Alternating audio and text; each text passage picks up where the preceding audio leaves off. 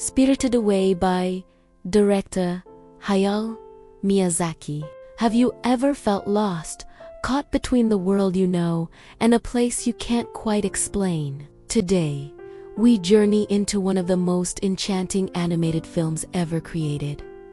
Hayao Miyazaki's masterpiece, Spirited Away.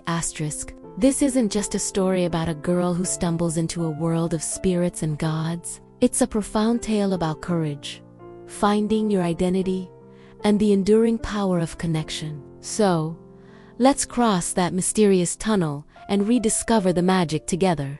Our story introduces us to 10-year-old Chihiro, a sulky, slightly spoiled girl who is anything but happy about her family's move to a new town. As they drive through the countryside, her father, ever adventurous, takes a wrong turn down a forgotten lane.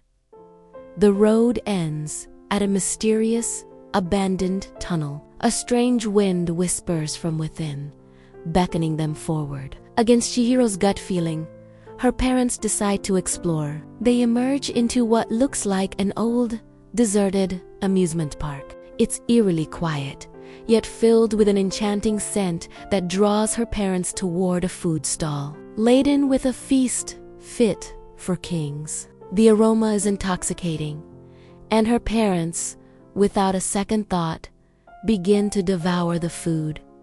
"We should pay first," Chihiro warns, but her voice is drowned out by their ravenous eating. Anxious and uneasy, she wanders away, crossing a beautiful red bridge. Before her stands a magnificent, towering bathhouse. As the sun dips below the horizon, the world around her transforms. Lanterns flicker to life, and ethereal, shadowy figures begin to appear, filling the streets. The amusement park is no longer abandoned.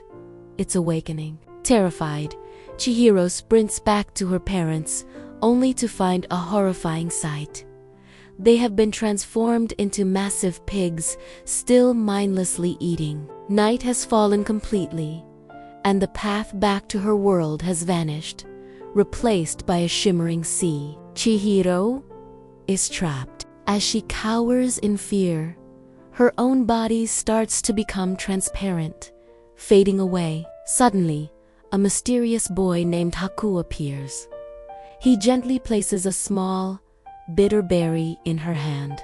"You must eat this, or you'll disappear," he insists. Eating the food from the spirit world anchors her there. Haku explains that she has stumbled into the realm of the spirits, a place ruled by the powerful and tyrannical witch Ubaba, owner of the grand bathhouse. To survive and ever hope to save her parents, Chihiro must do the unthinkable. She must find work in this strange, intimidating world. Following Haku's guidance, Chihiro makes her way to the heart of the bathhouse boiler room. There, she meets Kamaji, the six-armed boiler man who commands an army of tiny, adorable soot sprites. Though initially gruff, he sees her determination. He sends her to a worker named Lin, who, despite her sharp tongue, takes pity on the lost human girl. Lin guides Chihiro to the top floor to face Yubaba herself. The witch is a formidable figure, with a giant head and a cruel demeanor. She reluctantly agrees to give Chihiro a job, but at a great cost. Ubaba magically steals Chihiro's name from her memory, renaming her Sen. Haku had warned her of this. "If you forget your name," he said, "you'll never find your way home." Now known as Sen, she begins her life as a bathhouse worker. The work is grueling. She scrubs floors, hauls hot water, and learns to serve a host of bizarre and wonderful spirits, gods, and creatures. Her first big test comes when a massive, foul-smelling stink spirit arrives, oozing sludge and reeking of pollution. While others flee in disgust, Sen bravely faces the creature. With help from her new colleagues, she discovers a thorny piece of human trash in its side. Pulling it out, she cleanses the spirit. revealing its true form, a powerful and grateful river god. As a reward, he gives her a magical, bitter-tasting herbal cake. This act of courage earns Sen the respect of everyone in the bathhouse, even catching Yubaba's notice. But there's a growing mystery surrounding Haku. He serves Ubaba, yet seems trapped by a powerful spell, his own memories lost to him. Meanwhile, a silent, lonely spirit known as Nofez has become fixated on Sen after she showed him a simple act of kindness. He enters the bathhouse and, seeking her attention, begins to magically produce gold. Tempting the greedy staff, he devours those who take his offerings, growing into a monstrous, rampaging beast fueled by insatiable desire. At the same time, Haku is gravely injured. He has stolen a magical golden seal from Yubaba's gentle twin sister, Zeniba, and is now dying from a protective curse placed upon it.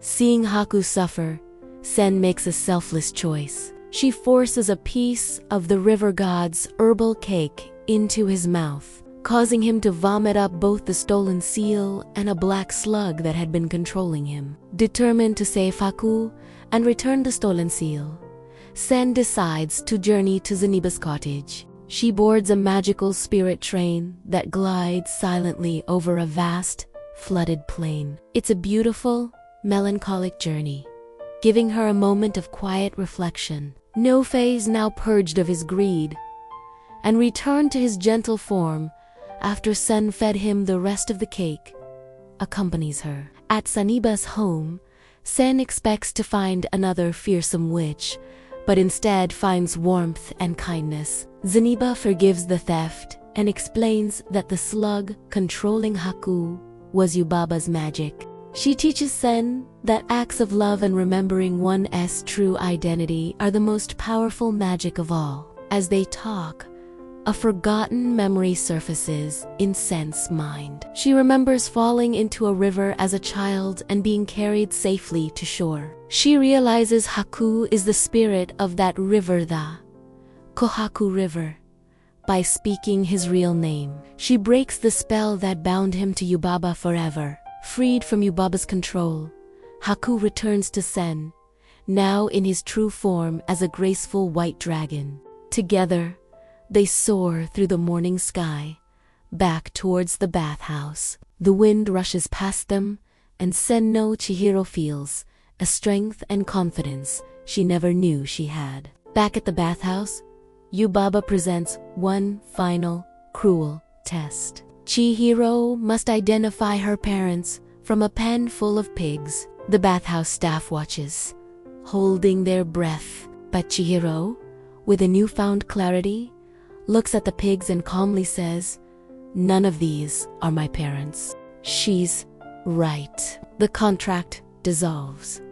Her name is fully restored, and the spell is broken. Chihiro runs back toward the mysterious tunnel. Her parents are waiting for her, back to their normal selves, with no memory of what transpired. Their car is now covered in dust and leaves, hinting that far more time has passed than it seemed. As they drive away, Chihiro looks back one last time at the tunnel, the entrance to the spirit world now hidden from view. She may not remember every single detail of her adventure, but something fundamental within her has changed forever. She's no longer the timid, complaining girl from the beginning of the story. She has found her courage, her capacity for kindness, and her own inner strength. Asterisk spirited away. Asterisk is so much more than a beautiful fantasy. It's a universal story about the difficult, messy, and magical journey of growing up. It teaches us that facing our fears, showing compassion, and holding on to who we are can help us navigate even the most bewildering of worlds. The magic of the spirit world may fade, but its lessons of friendship, love, and resilience remain in Chihiro's heart and in ours. Thank you so much for joining me on this journey back into the world of Spirited Away, If you enjoyed this video, please give it a like. And don't forget to subscribe for more deep dives into your favorite films. Let me know in the comments what Spirited Away means to you. Until next time, stay curious.